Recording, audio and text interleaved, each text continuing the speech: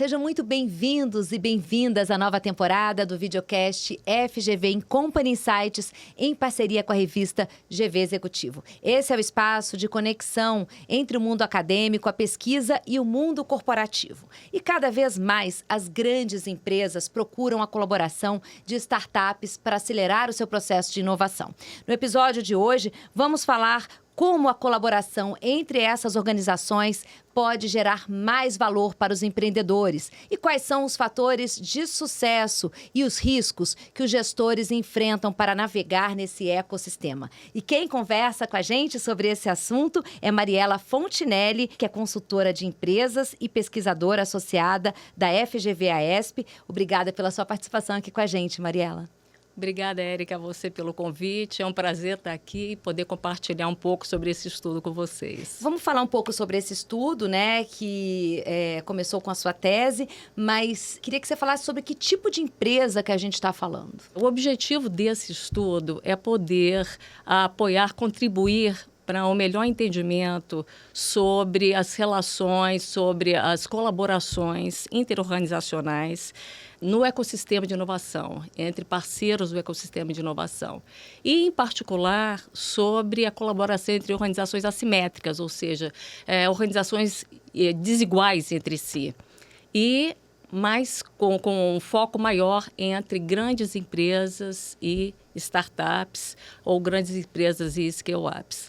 E, além disso, o objetivo também desse artigo é a gente alertar para alguns aspectos do lado sombrio desses relacionamentos que é comum surgir e a gente vai, ao longo da nossa conversa, poder prolongar um pouquinho mais, falar um pouco mais sobre isso. E eu imagino que tenham muitos desafios, né? Quais são os desafios, né, nessa parceria entre essas empresas assimétricas? Os maiores desafios, eles estão muito relacionados às diferenças fundamentais dessas empresas, né? Então, como são empresas de portes diferentes, culturas organizacionais, processos, estruturas, elas acabam tendo particularidades que são muito diferentes entre si.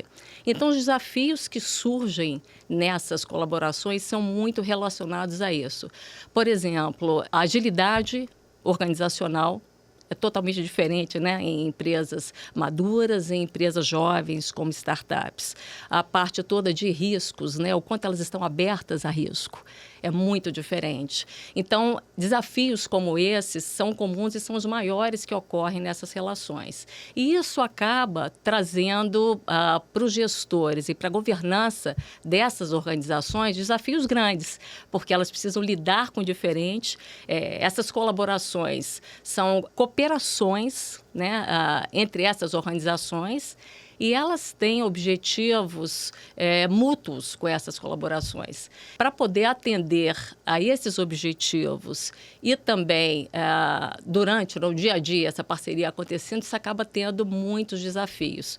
E quando esses desafios não são devidamente gerenciados, ou as partes não se entendem aí de uma série de formas, eles acabam minando as relações, acabam as parcerias falhando, e isso os objetivos de inovação, os objetivos de crescimento da menor ou de inovação da grande empresa acabam sendo prejudicados e gerando frustração geral, né, para todas as partes. Você vê muito isso na sua prática do dia a dia, né, como consultora de empresas, esse tipo de relação tendo essas dificuldades? Isso acaba acontecendo muito, isso eu vi muito na minha pesquisa, né, quando eu fiz o meu estudo da minha tese. Isso é muito comum e por isso que existem, né, organizações intermediárias e as próprias grandes empresas e as scale-ups e startups estão cada vez mais atentas a se prepararem para esses relacionamentos, para evitar que resultados indesejados aconteçam, né? Em seu artigo na revista GV Executivo, que inclusive foi baseado na sua tese, né? E essa tese foi vencedora aí de melhor tese aí no doutorado profissional da FGV-AESP, você propõe um framework que é prático para potencializar esses negócios, né? Quais são os principais passos desse framework? Olha, esse framework que nós montamos com base no referencial teórico da tese, ele foi desenvolvido com base numa extensa revisão de literatura. E a gente acabou montando, né, eu e o professor Thomas Wood Jr., que é o coautor desse artigo da GV Executivo, nós montamos em 3 grandes componentes. Um deles, o primeiro componente que fica até à esquerda, né, do framework, ele lida com os fatores de sucesso das colaborações. O lado direito do framework, ele fala sobre os aspectos mais relacionados aos fracassos, os fatores de fracasso dessas colaborações que precisam ser mitigados, né? Então, a gente tem os fatores de sucesso que precisam ser maximizados, incentivados. A gente tem do lado direito os fatores de fracasso que precisam ser mitigados, cuidados, olhados. E ao centro, a gente tem os processos que precisam ser gerenciados ao longo dessa colaboração. Que são, esses processos precisam ser gerenciados, vão desde entender bem o contexto, né? Então, tem um contexto propício à colaboração, onde haja respeito mútuo, onde as partes efetivamente estejam preparadas para isso. Existe a parte toda dos processos que precisam ser cuidados para isso. E também as ferramentas, né? As ferramentas de apoio e tudo que pode assessorar as colaborações. Mariela, você fala muito dos pontos, dos aspectos, né, em uma certa parte do artigo, dos aspectos sombrios nessa colaboração, né, que são os aspectos que acabam contribuindo para o fracasso. Fala um pouquinho sobre esses aspectos sombrios aí nessa colaboração, nessa relação entre essas empresas. Recentemente, a literatura vem olhando para esses lados que enfraquecem, geram fragilidade, de alguma forma prejudicam as relações, vem chamando de lado sombrio, né? São aspectos do lado sombrio desses relacionamentos. E isso acontece muito em colaboração entre organizações assimétricas, porque elas são diferentes entre si. Então, acaba que essa diferença, nem sempre as organizações estão devidamente preparadas para olhar o diferente, lidar com o diferente.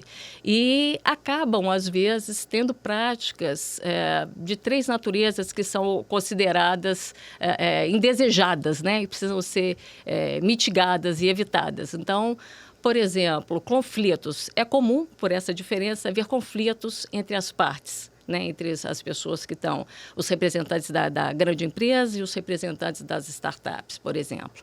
Então, esses conflitos precisam ser identificados, trabalhados, para que eles não cresçam e prejudiquem a relação. Outros são práticas oportunistas, que às vezes acontece, uma grande empresa com poder, com recursos, num contexto totalmente diferente de uma outra, que está ainda se desenvolvendo, ainda está vendo bem como vai ser, reafirmando seu produto, buscando seu mercado, buscando seus clientes. Então, é diferente o poder entre elas, os recursos entre elas, e às vezes práticas oportunistas podem acontecer, seja pela falta de preparo das pessoas que estão gerando isso, ou até má intenção. Mas às vezes acontece muito pela falta de preparo para lidar com o diferente. E tem também práticas antiéticas, que, infelizmente, também acontecem. Então, a literatura lida com sobre esses três blocos, alertando que, para uma boa colaboração entre parceiros assimétricos, é importante estar atento a esses três blocos, esses três aspectos, para que a colaboração seja um sucesso e você venha, né, as organizações e os responsáveis mitiguem isso, primeiro identifiquem, trabalhem e evitem que isso mine o resultado das colaborações. Em alguns aspectos pode acontecer dos dois lados, né? Com certeza, com certeza. Quando eu falo, né, das organizações assimétricas, tanto a grande empresa olha para a startup, né, como diferente, às vezes ela não sabe, quem está ali não necessariamente tem intimidade com as questões, com essas assimetrias todas, né, com a cultura da startup, com os processos. Tem questão geracional também. Total, né? Total. Como também o contrário. Às vezes, os representantes das startups e scale-ups, eles não têm experiência em lidar com grandes empresas. E isso é importante que seja cuidado. Mariela, e os fatores de sucesso, né? A gente considerou aqui os aspectos sombrios, né? As dificuldades, mas tem uns fatores que favorecem o sucesso nessa colaboração. Que fatores são esses? Esses fatores de sucesso são os que precisam ser perseguidos e maximizados. Então, importante estar atento aos lados de possível fracasso, mas esses aí a gente tem que perseguir, né, nessas colaborações. O primeiro grande aspecto que precisa ser olhado é o histórico de colaborações e o ambiente da colaboração. Precisa ser um ambiente propício à colaboração, onde os dois lados busquem conhecer o histórico de colaboração uns dos outros, como aquela organização funciona, se é a primeira vez que ela vai lidar com esse tipo de colaboração ou não, com esse tipo de parceiro ou não. Então, é importante conhecer o ambiente da colaboração. Um outro fator é o propósito da colaboração. Então, quando duas organizações decidem cooperar, trabalhar em conjunto, elas têm objetivos mútuos a serem atingidos. E esses objetivos precisam estar claros e explicitados, porque um lado, né, os dois lados, conhecendo o que o outro espera da relação, conseguem, de uma forma melhor, trabalhar em conjunto e chegarem aos resultados que sejam bons para os dois lados e atinjam os objetivos mútuos esperados dessa colaboração. Uma outra coisa é a parte de comunicação, né? A comunicação entre as partes precisa ser fluida, frequente, feedbacks, isso precisa estar acontecendo continuamente. Outra coisa é a estrutura, né? Precisa ter uma estrutura, isso eu falo dos dois lados, tá? Tanto da grande empresa quanto da startup, da scale-up. Precisa ter uma estrutura atenta a essas colaborações. Quem faz parte dela, quais são os processos, conhecendo como a grande empresa funciona, como a startup tem que entender esses processos da grande empresa e também a grande empresa entender. Então, precisa ter uma estrutura de pessoas, que time é esse que está envolvido naquela colaboração e uma estrutura interna para lidar com isso. Um outro fator que é meio óbvio, mas precisa ser falado, é a parte de recursos.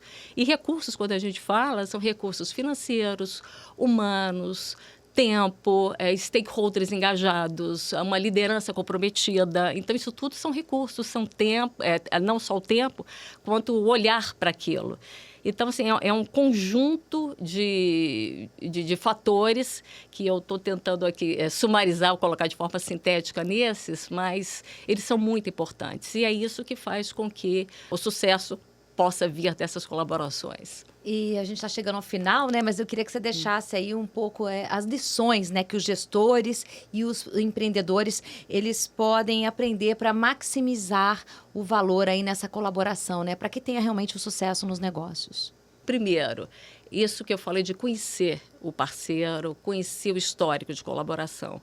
Quando é a primeira vez que uma organização está lidando com um parceiro diferente, é muito mais difícil, ela tende a errar mais, tende a não entender aquele outro lado. Então, conhecer o histórico de colaboração, conhecer o parceiro com quem vai lidar, principalmente quando é uma primeira vez ou uma das primeiras vezes que essas organizações colaboram entre si, é importantíssimo. Um outro fator é estar atento ao gerenciamento, porque isso é vivo, né? Esses processos, essas colaborações acontecem no dia a dia. Então, é um processo vivo e precisa ser gerenciado ao longo, porque essas coisas que a gente falou aqui acontecem o tempo, né? Os conflitos acontecem e também a dinâmica delas, né? Isso tudo é dinâmico. Então, estruturas organizacionais ao longo desse tempo mudam. Pessoas entram e saem das organizações, seja da startup, seja da grande empresa. Então, as mudanças, essa dinâmica acontece, é comum e precisam os gestores precisam estar atentos para lidarem com isso. E quem quiser saber mais sobre esse assunto, né, pode ter acesso à revista GV Executivo e acessar todo o framework, que ali vai ter o passo a passo para esse sucesso, não é isso, Mariana? Com certeza. A gente fala lá, né, em outros detalhes, como inclusive acompanhar o resultado dessas colaborações, medir isso, acompanhar ao longo, porque de acordo com o resultado que você vai atingindo dessas colaborações, as empresas podem, as organizações, ambas podem fazer ajustes. Isso é um processo vivo. Então, mas lá nós apresentamos em detalhes, aqui eu só fiz uma síntese do que a gente tem no artigo, mas lá em detalhe a gente conversa sobre cada um desses fatores. Muito obrigada pela sua participação aqui na nossa nova temporada do videocast FGV Company Insights. Obrigada, Mariana. Obrigada a você. Não perca os próximos episódios do FGV Company Insights em parceria com a revista GV Executivo. Até lá!